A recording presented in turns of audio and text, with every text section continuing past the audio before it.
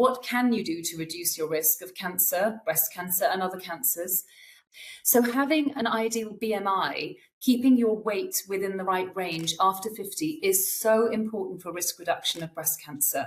Exercising, moving frequently, or at least getting your heart rate up for 20 minutes 3 times a week, and it doesn't have to be 20 minutes all in one go, is important, again, for risk reduction, not just of cancer, but of cancer recurrence if you've had it before. Smoking, absolute no-no. Drinking alcohol. We know that alcohol is a definite risk factor, again, for all cancers.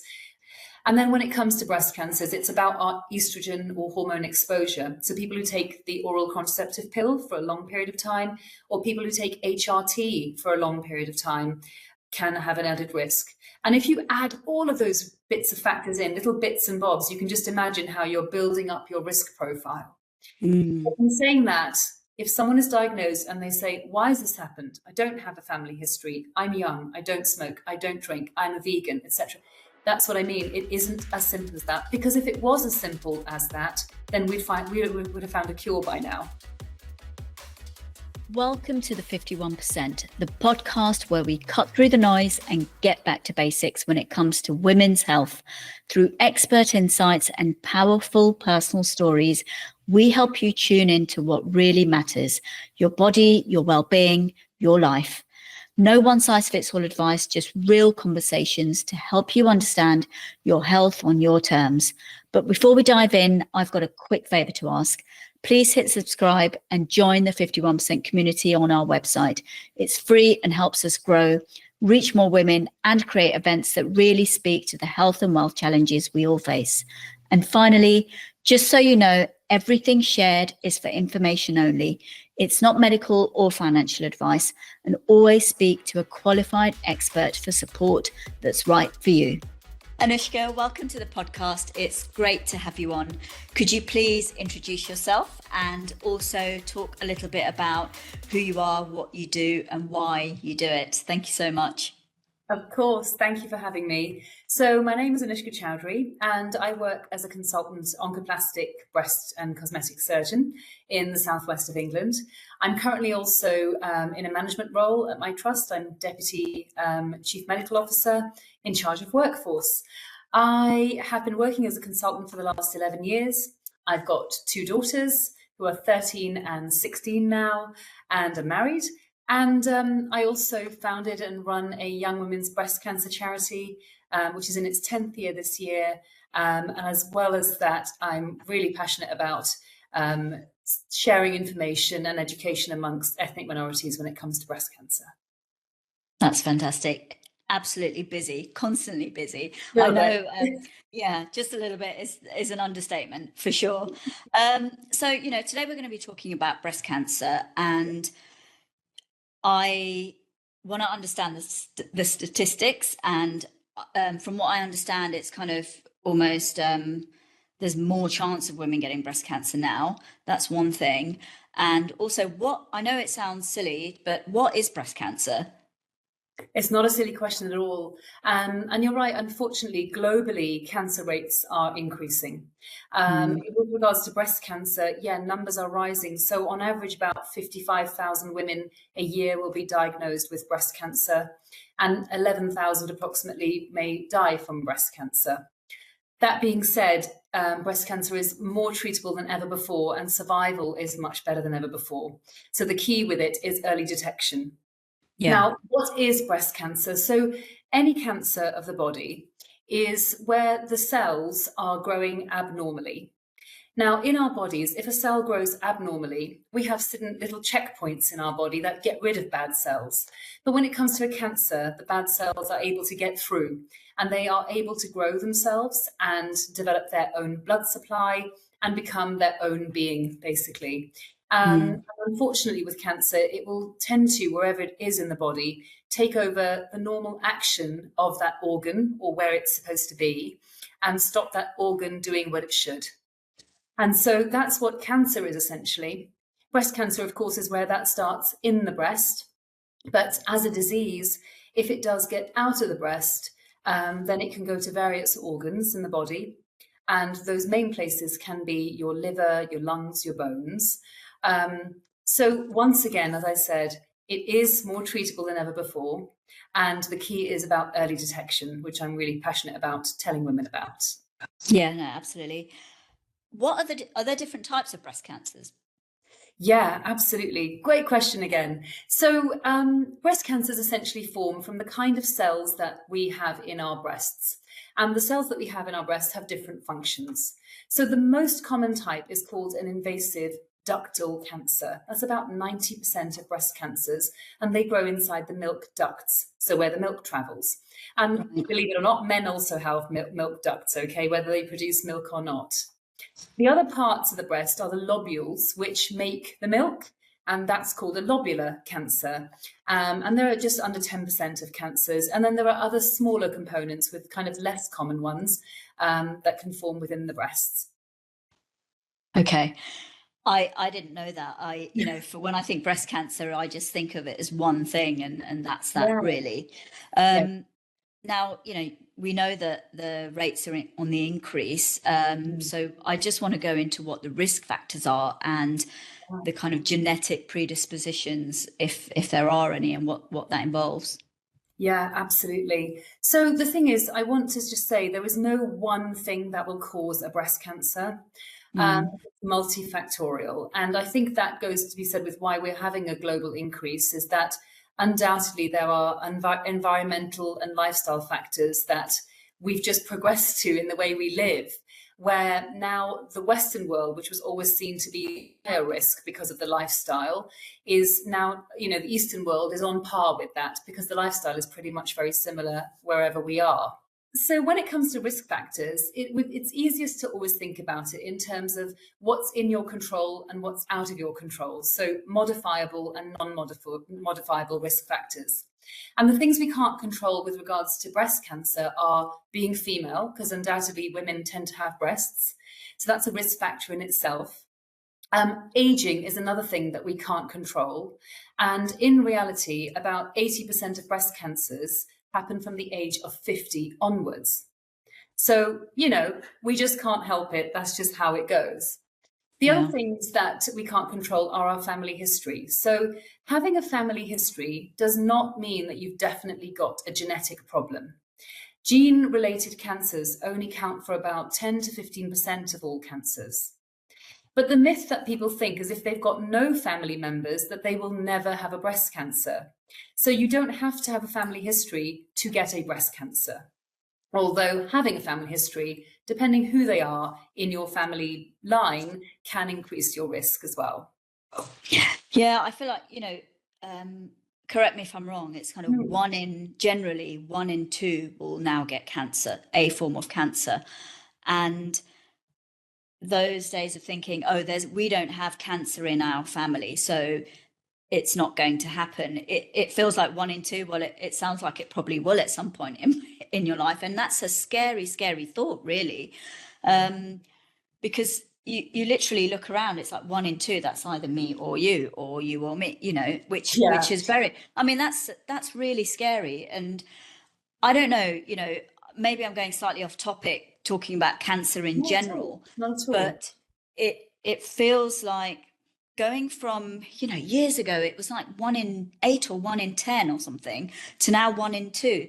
I feel like something's gone fundamentally wrong with all the kind of, we're doing so much research on it now.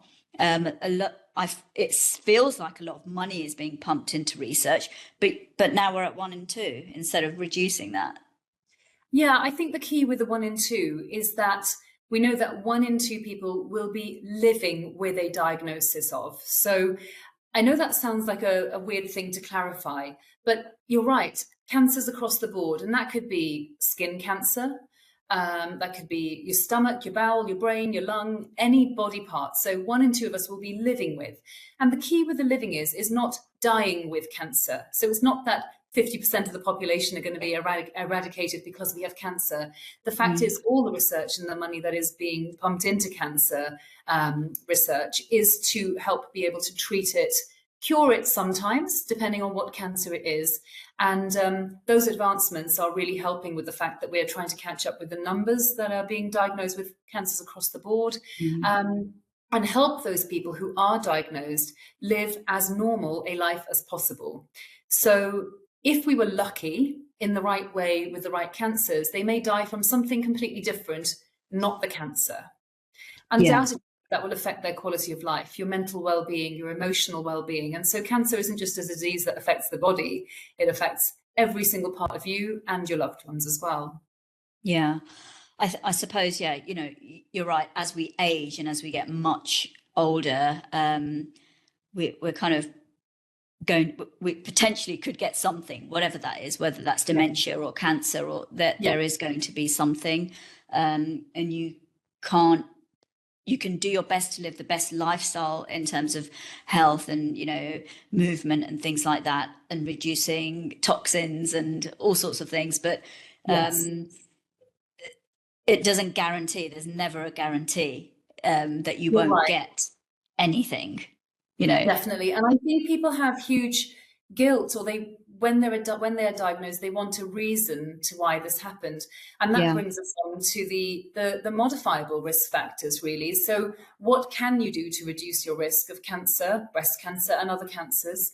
And, you know, we know that when it comes to breast cancers, most breast cancers are hormonally fueled. So us women, we have high levels of estrogen in our body up until the menopause, where the estrogen is coming from our eggs, from our ovaries.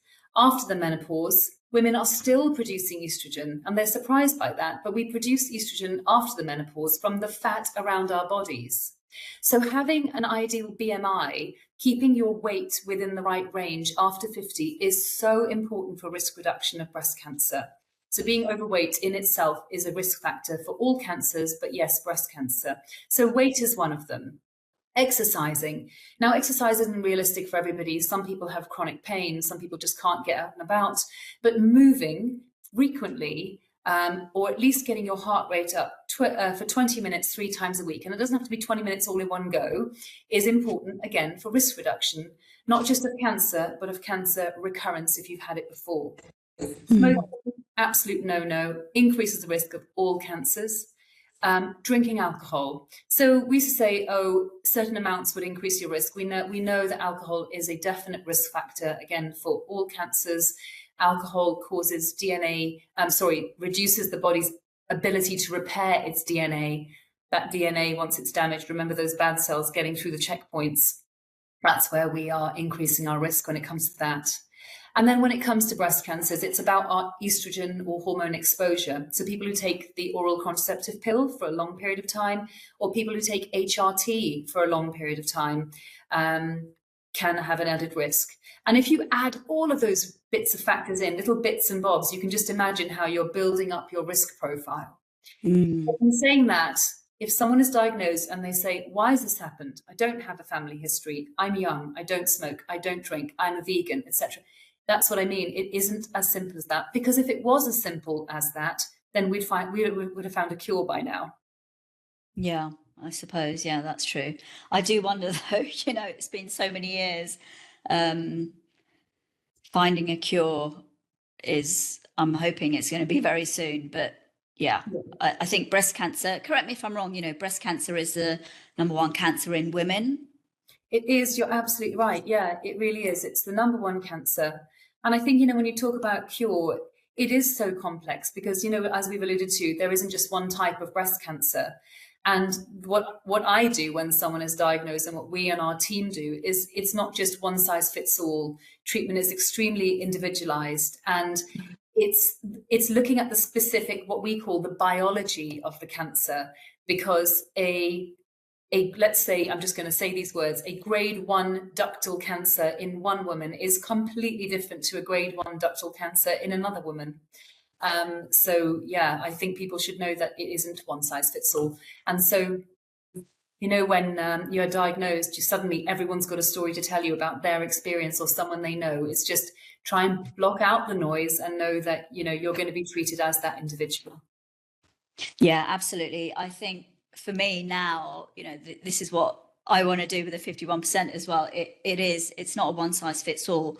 Yes. Whatever you have, whatever you're going through, whatever you want to do, just block everything out and focus on you and what's going on with your environment, who you are and what you're about, and what, you know, whether you've got kids or other responsibilities, working 9 to 10 or whatever it is. Yes. Because what works for me is not going to work for you, and vice versa. You know, there may be some similarities and some resonance, but it's still going to be very, very different. And I think a lot of people are going down the route of, you know, seeing lots of things on social media and in the newspapers, wherever they get their information from, and looking at what everyone else is doing, which is fine, which is great, because sometimes you find that resonance and you feel like, I'm not alone in this journey of whatever you're struggling with.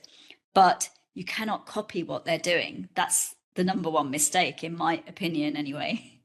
I think that is harder now than ever before. I feel so fortunate to have grown up in an era before mobile phones and social media. At the same time, I feel fortunate that we have it, because there are so many advantages, and information gathering is there at the tip of your fingers.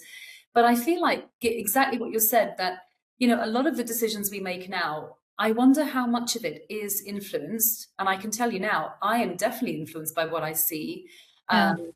And you wonder, are your opinions or your likes your own, or is it because it's just been put in your face 24/7 and you think that you like that matcha latte that someone had because they look really good in their yoga leggings, and therefore that has got to be the thing I need to fit and meet? Or even with me, you know, working, I always say I work like 4 jobs, and that's not something I'm saying, look at me, I'm amazing way. It's I've got to go, am I doing it because I want to do it? Yes, fortunately right now. But at what point am I feeling I'm doing it to please other people? And that noise we are constantly dealing with, it's really hard. I think it's measuring success, isn't it? And I think it's the same thing when it comes to making decisions in breast cancer. Is you've got to listen to your own mind. But at the same time, information is key, because it's a new world for you where you've never explored before. And what is the noise that you do let in? That's Yeah. the thing that help people navigate. Yeah, absolutely. That is key. What is the noise that you do let in? And it's difficult to find that, though, you know, find that noise that you let in, because there's so much of it. And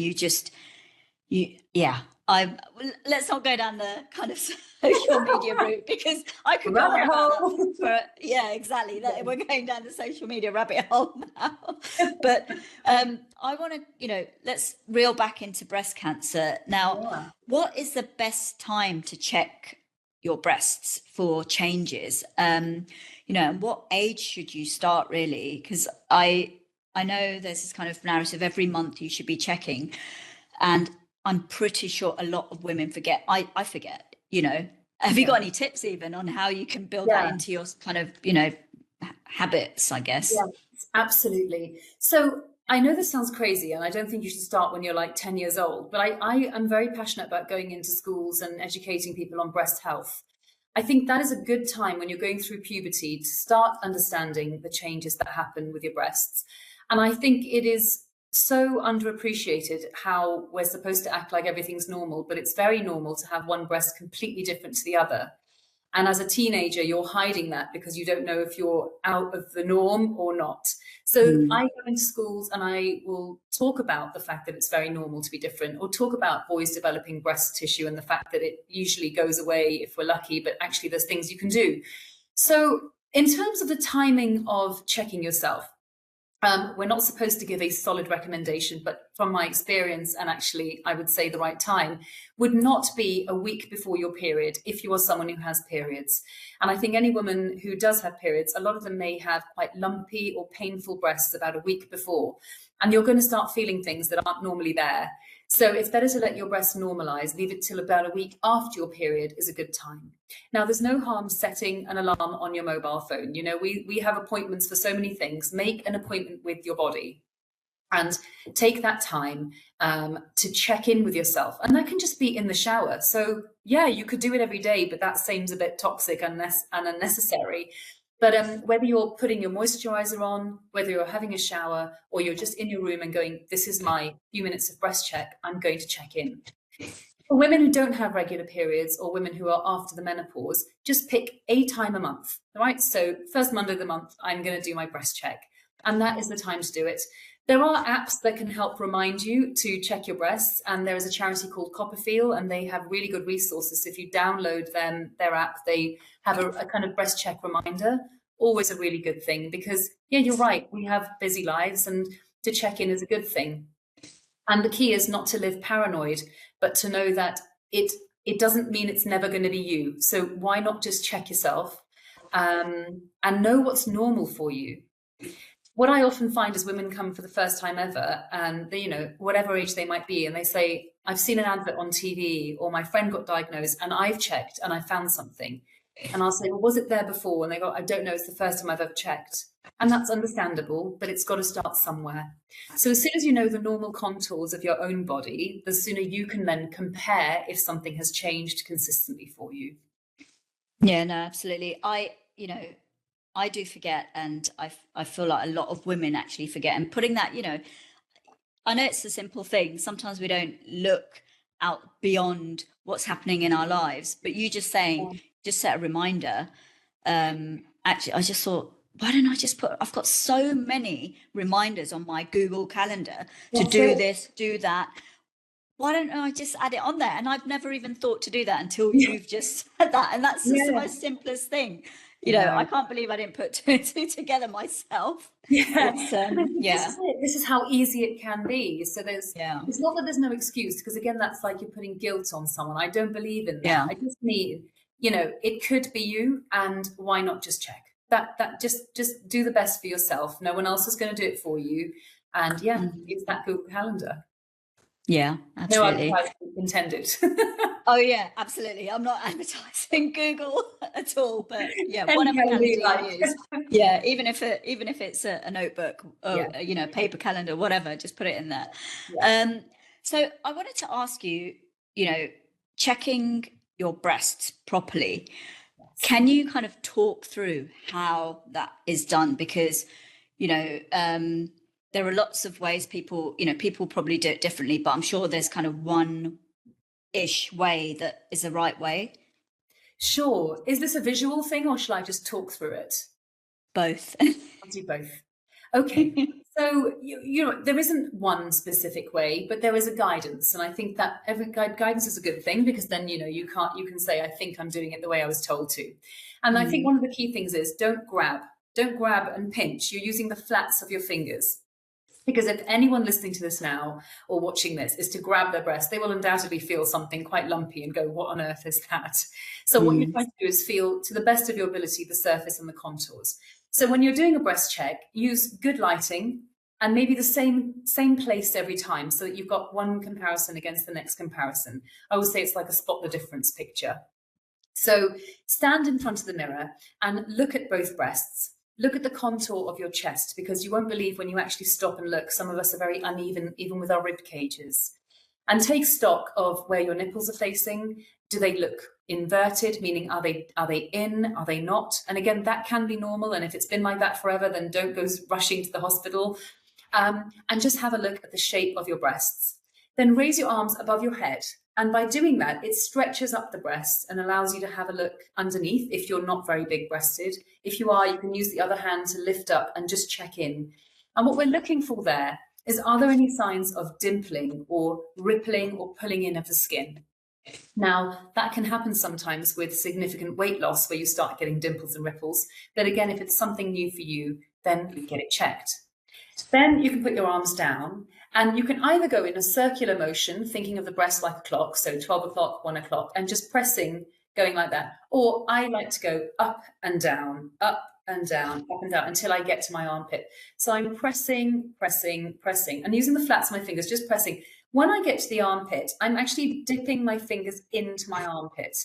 And the reason is, the breast isn't just a circle, it has a tail like a comet, which sits just under the edge of our muscle here. So you can pinch breast tissue. And it's quite common also in Asian women, but all women really, to have extra breast tissue in their armpits. So it can like an extra lump. And that's not abnormal, but it is breast tissue. So do check it as well, because a breast cancer can happen in that tissue. And then by pressing that tissue against your rib cage, you're really feeling, are there any lumps in my armpit? And that's where the glands are.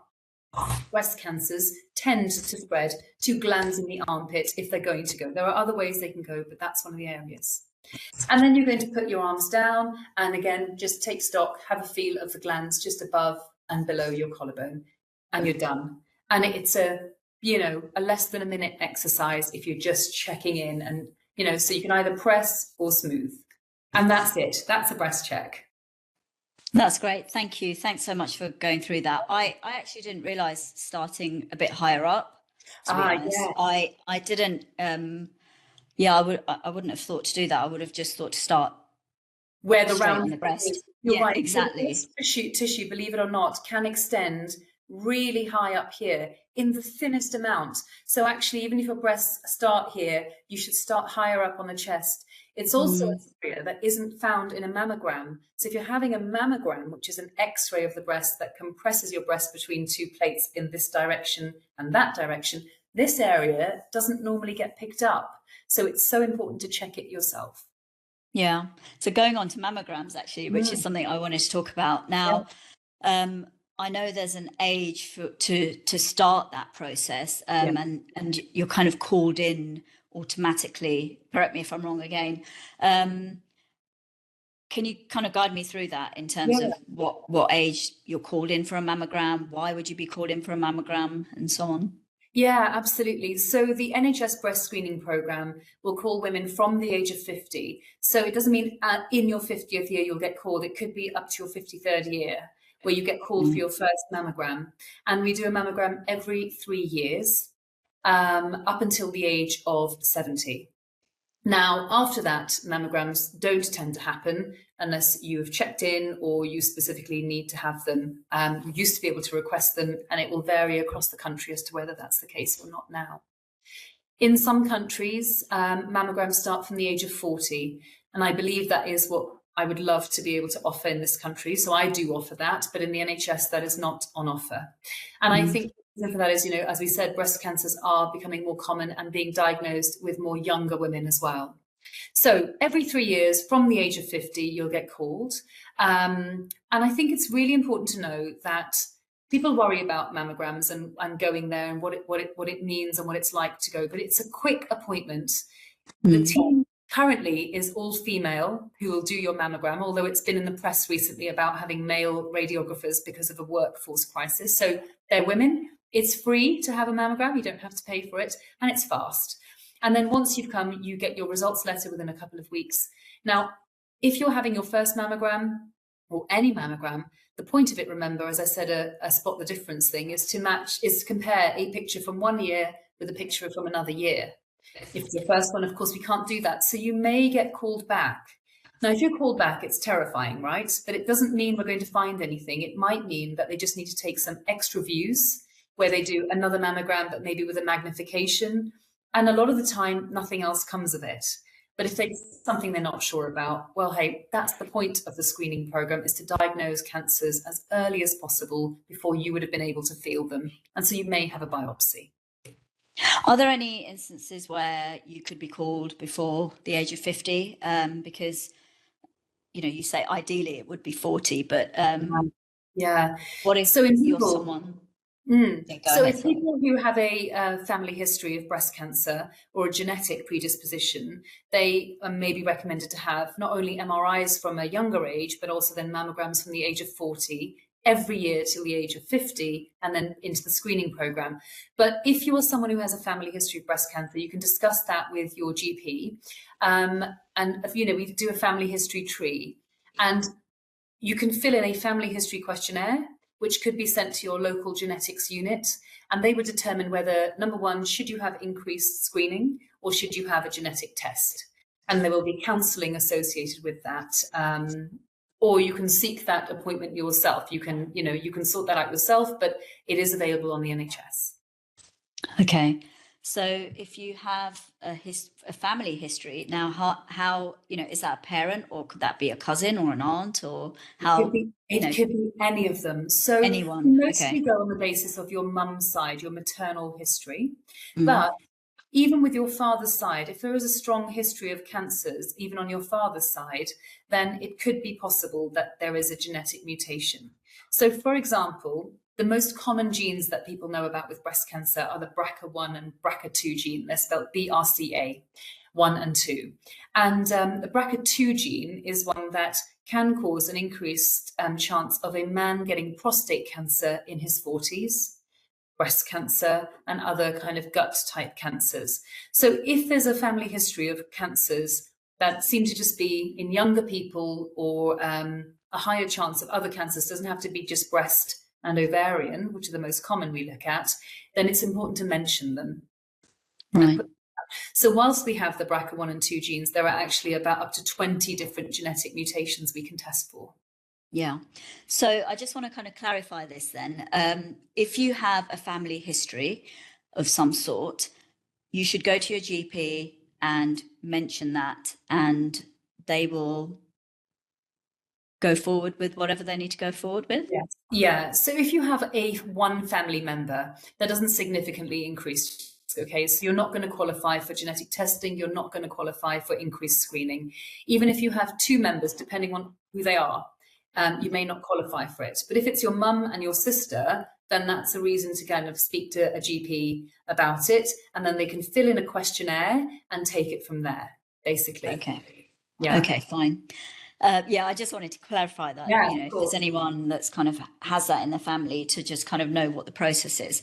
Now, going back to, if you do discover something not quite right on your breasts or under the armpit, can you walk me through what the next steps are for that person? Yeah, absolutely. So if you find something, and let's just quickly cover, if that's okay, that the most common presentation of breast cancer in someone who's checked themselves is a lump. So 60% of women will find a lump. The other changes can be dimpling. It can be a rash on the nipple or the areola, which is the coloured part. It can be blood coming from the nipple, or new nipple inversion, your nipple dipping in, or a lump in your armpit. Okay, so those are different things that breast cancers can present with. So if you feel or find something, you get in touch with your GP and make an appointment. Best case scenario is you'll be referred to what we call a 2-week wait clinic, or a rapid access clinic. Now, that used to mean that you'd be seen within 2 weeks, and that's not necessarily the case across the country. And that is just the situation that we're in. But you will be given an appointment. You can also seek that via private health insurance, or you can self-refer to a breast specialist in the private sector.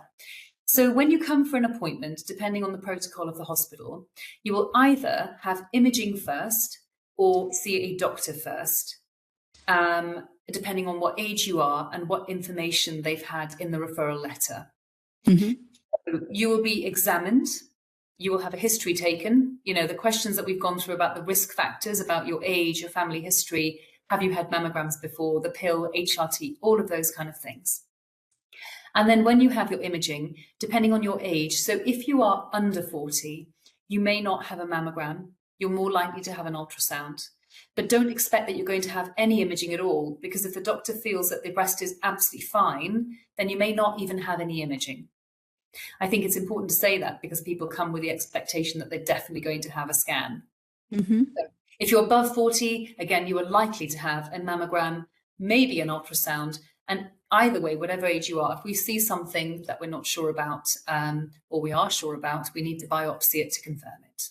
And then if you have a biopsy taken, you go home. We don't get the results that day, but you'll have a discussion about what is felt, what is seen on imaging, and you're given an appointment to come back a couple of weeks later to go through the results of the biopsy. Okay, and then you take it from there, whether it's positive or negative. Okay, fine. Yeah, so with that, it's kind of, if, for instance, the doctor says, I think it's fine, and you don't need, but this is kind of going down the advocacy route, and you kind of know that actually this is not right, and there have been cases of where women have been misdiagnosed, or have had to wait however long they've had to wait, and then cancers can progress quite quickly. What can you do? Yeah. I know obviously there's the private route, but if you haven't got the funds to go privately, I always say, try and find a company to work for that offers private healthcare these days. Oh, But it's such a shame to even have to feel like that, to be honest with you. And yeah, just to say to everyone, it's very common that people who work in the NHS also do private work. So you might see me in one hospital or the other hospital, and I would almost treat people the same wherever they go, to be honest with you. The advocacy thing is so important. And part of that is because there is a lot of data, mostly from the US, to suggest that a Black woman will have to see her doctor about 7 times more than a white woman to be referred for a breast symptom. And that's really upsetting in itself, to know that there's an inequality depending on who you are and where you come from.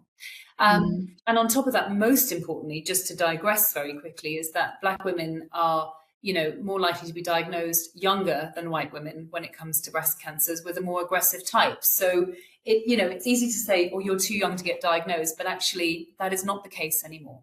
So I think the key thing is, that's why I'm really so keen on people just knowing what's normal for them. So you can then say, look, I know I check myself. This is different for me. This isn't me just looking at a TV advert. I know that this is not normal for me.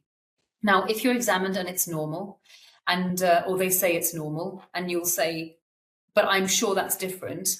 What I would like is that people can feel strong enough to say, I would like you to then explain what I am feeling. Because even in my experience, and this isn't saying anything bad about any colleagues ever, but it's very easy to say to a patient, it's normal, you can go, when you're very busy, okay? It's normal, there's nothing there. But it's not normal because it's brought you to the clinic. So what is it you're feeling? And I like to spend time when I examine my patients to say, oh, okay, I know what you're feeling, and this is what it is. The contours of the breast do this, and you've lost some weight, so the fat above it is gone, and so you're feeling the waves a bit more. And they go, oh, right, I know exactly what you mean now. And then they know that's normal for them. But if you just dismiss someone and say it's normal, but they know it's different, that's going to cause them to come back again and again. So part of it is asking for an explanation. The other one is saying, look, if I'm really sure, then you can insist to the best of your ability that you do have some imaging. No one should refuse that, especially in this day and age. But if the doctor is genuinely convinced, we have to say, look, a healthcare professional who is experienced has examined you. And so we have to take that as face value. But if you're then sure that afterwards it is still different for you, yes, unfortunately, you should make another appointment and ask to get seen. Yeah. Okay. No, that's fine. I just wanted to kind of clarify that as well for people, because I know, a lot of people might have issues going to get diagnosed and coming back kind of a bit deflated that they're dismissed or something like that, right? No, I just want to quickly talk about the imaging. You've got mammograms, ultrasounds, and MRIs. What are the key differences, and is there kind of the best one that you can do for your breasts? Yeah, it's difficult, isn't it? Yeah. So they all have different uses. And when it comes to the most common breast imaging we use in the UK, it's mammograms and ultrasound scans. In the US, they use MRI a lot more. When it comes to mammograms, as I said about it, it's X-rays of the breast, so it's radiation, but very small amount of radiation. The reason the breast is compressed between 2 plates is to thin the breast out, so the rays have to travel less distance, basically, so they can get through the breast, and you can get a good picture of what the breast looks like. And then by having mammograms, you can look for various changes and patterns of changes, and things that you may not be able to feel, such as little specks of dots of white stuff, which is precancerous change that you would never be able to feel. So mammogram is really good, and we look at imaging in a way of sensitivity and specificity. So how useful is it, and how sure is it going to be when I find something? An ultrasound isn't necessarily, at the moment, although they are developing, a good tool for screening the breast. And that's why you shouldn't use an ultrasound just to go and scan somebody looking for something. It's very good at looking at a focused area. So let's say I've seen a mammogram and there's an area that looks odd to me. I reviewed that. I'm now going to ultrasound that same part of the breast and look in much more detail to say, can I get a bit more definition? So by putting the two tests together, you're getting an even more accurate image. And that's why we don't do it all the time. It's good to add in. And then MRI can be really, really helpful, especially in younger breasts where the tissue tends to be thicker and denser, or certain types of cancer. It can be really helpful. So, we talked earlier about lobular cancers, which can be about 10% of cancers. They don't necessarily present like a lump, like a ductal cancer will. They present like sheets that go through the breast tissue. So you may never feel a lump, but you could have extensive change in the breast, and an MRI is quite good for seeing that. So again, when someone is diagnosed, all hospitals in the country have what we call a multidisciplinary team meeting. In America, they call it the tumor board. So we meet once a week with our radiologists, surgeons, pathologists, oncologists, and other people in the room. And we look at every single biopsy that's been taken on the screen, like the slides. We look at all the imaging, we talk about the patient, and then we have the diagnosis. And from there, although a single clinician can make a plan, it's about being collective so that we can have everyone's best opinion to do the right thing for that specific case. And so sometimes we'll look and go, okay, the mammogram says that, the ultrasound says that, but I'm still not happy. I think I'd like to do an MRI. And so we do discuss specific cases to say what's the best thing.